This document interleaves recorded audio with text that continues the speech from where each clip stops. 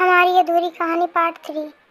फिर तुम्हारी बाहों में सोने के सपने कैसे देख सकती हूँ। मैं जहाँ भी रहूँ तुम्हारा प्यार हमेशा मेरे साथ रहेगा, मगर कृपा करके तुम मुझे ढूंढने की कोशिश ना करना। मैं तुम्हारा सामना ना कर पाऊँगी। किस्मत के इस सितम को तो मैं झेल गई, मगर तुम्हारी नज़रों में अपने लिए प्यार की जगह दया ना देख पाऊँगी। मेरी तुमसे बस एक ही गुजारिश है, हमेशा खुश रहो, क्योंकि तुम्हारी खुशी ही मेरे लिए कल भी सबसे बड़ी चाह थी और आज भी है।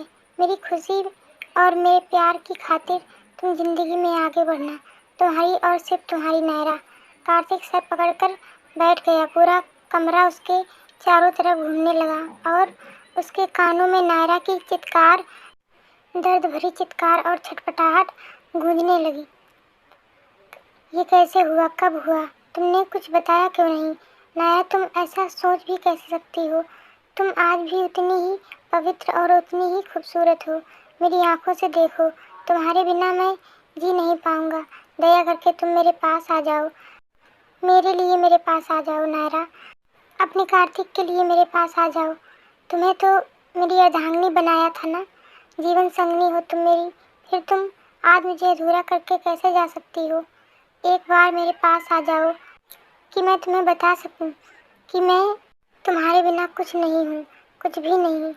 कार्तिक एक के बाद एक मैसेज भेजता रहा, मगर नायरा फिर पहले की तरह चुप हो गई थी, शायद हमेशा के लिए। कार्तिक का मन हाहाकार कर रहा था। उफ, इतना दर्द, इतनी तकलीफ उसने कैसे उठाई होगी? जब उसे मेरी इतनी ज़रूरत थी तो मैं अपनी झूठी दुनिया में डूबा रहा, उसे कोसता रहा, खुशियाँ संग बांटी, मगर उसका दर्द न बांट सका। कार्तिक पागल हुए जा रहा था। कभी नायरा के दर्द में डूब जाता, तो कभी उसके साथ ये सब करने वाले की सोचकर मन आक्रोश से भर उठता। नहीं, मैं ऐसे ही चुप नहीं बैठ सकता, मुझे कुछ करना होगा। मगर क्या करूं? कैसे बदला लूं नायरा की इस हालत का? कैसे कम करूं उसका दर्द? उसका मन हो रहा था कि पूरी दुनिया को आग लगा दे। अचानक ही वो हर किसी को इन सबका जिम्मेदार मानने लगा था, हर किसी से नफरत सी करने लगा था, मगर उसे समझ में नहीं आ रहा था कि वो क्या करे। कितना बेबस और छोटा महसूस कर रहा था वो उस समय। नायरा ने उसे धोखा दिया, ये सब सोचकर शायद वो तसल्ली भी कर लेता, मगर अब इस तरह सब कुछ जानते हुए सच में कितना कमज़ोर है इंसान। परिस्थितियों के आगे क्या उसके बस में कुछ भी नहीं? नायरा का चेहरा उसकी आंखों के सामने गोल गोल घूम रहा था, खूबसूरत खिलखिलाता चेहरा। फिर अचानक वो चेहरा धूं धूं करके जलने लगा, चिल्लाने लगा। कितना दर्द था उन आंखों में। फिर खूबसूरत चेहरा और जला चेहरा एक दूसरे में घुसने लगे। फिर और बहुत सारे जले हुए चेहरे, पिघलते खून रिश्ते, घाव से भरे चेहरे, कभी दर्द से चिल्लाते, कभी सिसकते, कभी लाल पीली आंखों से घूरते। कार्तिक को लगा वो पागल हो जाएगा। एक के बाद एक बियर की 6 बोतलें उसने खाली कर दी, मगर वो चेहरे उसका पीछा ही नहीं छोड़ रहे थे। सचमुच आज की रात बहुत ही मनहूस थी, शायद उसकी जान लेकर ही मानेगी। कमरे में पहुंचते ही कार्तिक अपने बिस्तर पर जा गिरा, बाहें खोलकर एक लंबी सांस ली और उस कमरे की हवा को अपनी सांसों में भर लिया। नायरा को गए 3 साल बीत चुके थे, मगर इस कमरे में आज भी उसकी खुशबू फैली हुई थी। कार्तिक के लिए तो ये कल की ही बात थी, जब नायरा इसी बिस्तर पर उसके सीने पर सर रखकर लेटा करती थी, या खिड़की के सामने खड़ी होकर चाय सुड़कते हुए बड़ी बड़ी आंखों से उसे घूरा करती थी।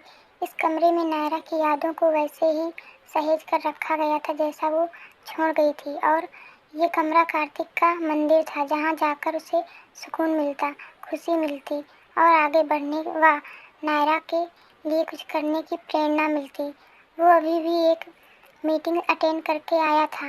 एक बहुत बड़ी कंपनी कार्तिक के एनजीओ नायरा मुक्त सौंदर्य को एक बहुत बड़ी रकम देने के लिए तैयार हो गई थी। नायरा मुक्त सौंदर्य एक इंटरनेट बेस्ड एनजीओ थी जो एसिड अटैक से पीड़ित लड़कियों व उनकी मदद करने वालों को जोड़ती थी। ये एसिड अटैक से जुड़ी विभिन्न सूचनाओं को लोगों तक पहुंचाती, पीड़ितों को सरकारी मदद प्राप्त करने में सहायता करती। सब कुछ इंटरनेट बेस्ड था। मगर हर केस कार्तिक व्यक्तिगत तौर पर देखता था। ये एनजीओ उन लड़कियों को आत्मनिर्भर होने के लिए प्रेरित करती। वह उनके लिए काम की तो कुछ अन्यों के विवाह की व्यवस्था भी कर चुकी थी।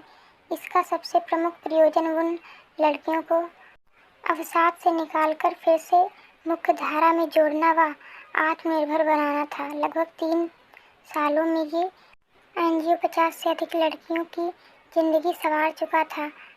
कईयों को तो मानो दूसरा जन्म ही मिला था। कार्तिक लैपटॉप खोलकर अपना मेल देखने लगा। उसके वेबसाइट पर एक नया टेस्टिमोनी आया था जिसमें लिखा था, मेरी 2 माँ हैं, एक जिसने मुझे जन्म दिया, दूसरी नायरा जिसने मुझे ये नई जिंदगी दी। टेस्टिमोनी पढ़कर कार्तिक सोचने लगा, क्या सच में मैं किसी को जिंदगी देने के काबिल हूँ? अब वो किसी को क्या समझाए कि इन लोगों में तो वो खुद की ज़िंदगी ढूंढता है, अपनी नायरा से मिलता है। कैसे बताए कि ज़िंदगी तो उसे मिलती है जब भी वो किसी ऐसे पीड़िता को फिर से ज़िंदगी पर भरोसा दिलाता है और शायद एक दिन अपनी नायरा को भी भरोसा दिला सके कि वो उसकी ज़िंदगी में अहमियत नहीं रखती, बल्कि वही उसकी ज़िंदगी है। कमरे में अभी भी बस लैपटॉप की मध्यम नीली प्रकाश थी, मगर वहाँ जीवन का एक अनंत प्रकाश भी फैला था। दारू और सिगरेट की जगह प्रेम व सेवा की सुगंध फैली हुई थी और कोने में वही बिस्तर पड़ा था जहाँ आज भी रोज नायरा उससे मिलने आती थी, उसके सपने में। फिर रोज की तरह आज भी कार्तिक अपने दिन भर का ब्यौरा नायरा को मैसेज करने लगा। वो जानता था बाकी दुनिया के साथ साथ इंटरनेट की ये डोर उसे एक ऐसी मशीन से जोड़ती है जिसकी दूसरी तरफ नायरा बैठी है, जो उसकी बातें सुन रही है, उसे महसूस कर रही है और उसके लिए बहुत सारा प्यार भेज रही है। हर प्रेम कहानी की पूर्णता नायक नायिका के मिल जाने पर ही नहीं होती। कुछ प्रेम ही इतना महान होता है कि वो अपने आप में ही पूर्णता को समेटे हुए है। वैसे भी पा लेना प्रेम नहीं, पाने की जिद तो स्वार्थ के रास्ते पर ले जाती है। प्रेम तो बस एक एहसास है जो आत्मा में बसता है और सदा साथ निभाता है। कार्तिक ने अपने प्यार को कभी खोने नहीं दिया। वो उसे हर दिन जीता, हर दिन अपने प्यार को प्यार करता। अब यही उसकी दुनिया थी और यही उसका सपना।